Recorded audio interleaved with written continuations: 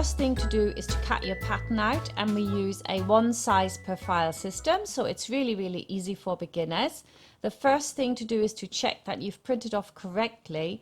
You need to have 5 centimeters on the test scale or an inch, and you need to print off actual size, and please disable shrink to fit if that's an option on your printer.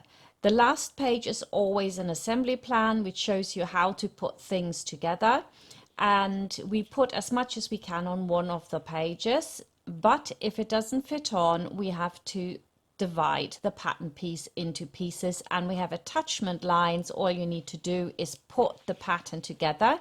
All the pieces are clearly marked and they are in alphabetical order, so it's very simple to put your pattern together.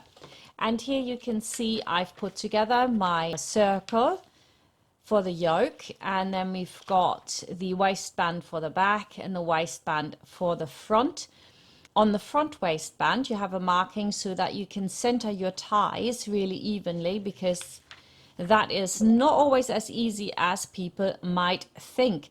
So when you fold over your ties and they're sewn together and everything, there is a mark where the center has to be. Don't put it up at the top there, because it's really easy to get that wrong, because of course the waistband is folded over in half. So those markings are actually really helpful. You do not have a pattern piece for your skirt, but on page 6 of your ebook you get a chart which will tell you how wide and how long to cut it. It's simply a rectangle, and I didn't see the point of wasting lots of paper for that. For the sizes 6 and up, you will not get this volume that you can see here by simply cutting across your fabric, even if it's 140 wide.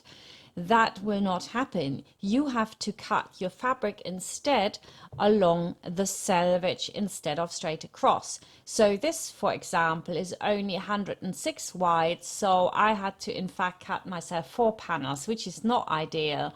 So what you want to do is cut your fabric along the selvage, and then you can decide how long you want the panels to be, right? So in my case, I actually made each panel 1 meter. So I would have had to cut it 2 meters in length to get this kind of volume. If the fabric you are using is 57 inches or 140 centimeters wide, then of course just cut widthways across the fabric and you can have your 2 panels and it'll be absolutely fine. So let's go and start cutting out in the next chapter. See you there.